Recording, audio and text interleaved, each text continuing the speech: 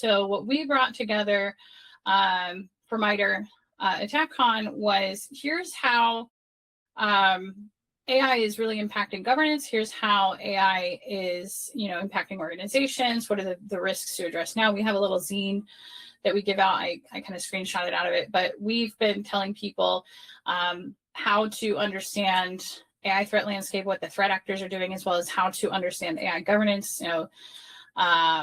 You're not going to see a laser pointer here, but you get the point, right? So what kind of drives and characterizes what threat actors are doing with AI and how that's impacting the threat landscape, as well as what do organizations need to do for governance. And we are really, really forward with this. And so it's very, and I'm going to say selfishly, it's very selfishly exciting to see that, our hunches and our curated research and our sorts of trend line that we were talking about is really echoed by the data that Anthropic provided. They had a 793 threat actors. But when you look into the report, and I really encourage you to read this section of the report because it's very interesting. It's the first time the DBIR has obviously commented so deeply on AI. They're looking at trust and safety enforcement data. So these were actual enforcement actions. So if nothing else, this tells you that Anthropic, a frontier AI company, has done about 800 almost enforcement actions that qualified for this study. And of those, what they were finding is that the median was 15. There's as many as 50 techniques used from MITRE ATT&CK. So let me kind of unpack the frameworks and all this and that, because it is very confusing if you don't know exactly what I'm talking about. So MITRE Corporation is a government-funded institution. They do research. One of the things that they produce as a product is the MITRE ATT&CK Enterprise Framework.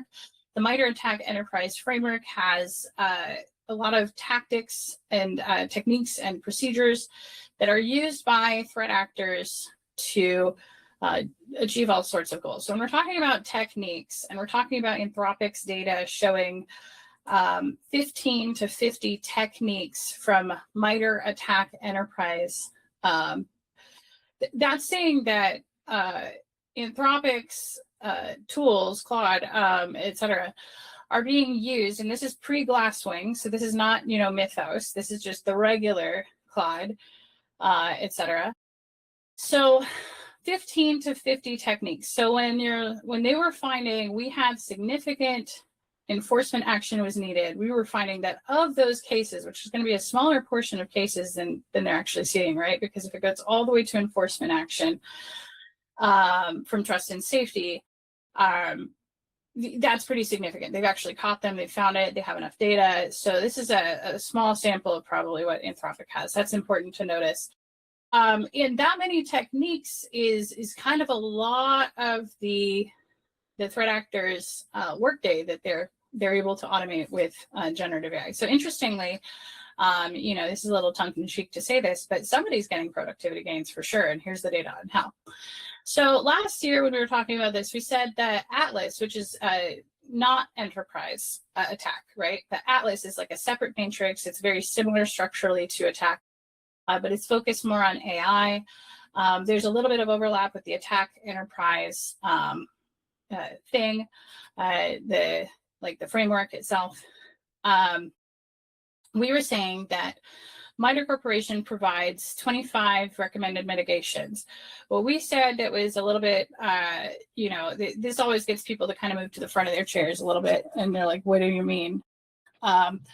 So I'll give it to you here, is that a third of the techniques, so a third of the things that MITRE Corp says that threat actors do with AI have mitigation recommendations, but all of those mitigation recommendations are proven broken. Like, we can find newspaper articles that say, like, no matter which of these 25 techniques you use, there's evidence that someone out there has already broken them. That has made the news, or that there's a couple of them where the technique is usable and the mitigation is, you can evade it, you can break through it, whatever it is, with very little skill. So even the ones that aren't like proven broken in the news, and we don't even have to be specialists to notice this, there's just really not controls for a lot of the AI risks. And what threat actors are doing with AI exacerbates some of the risks as well. So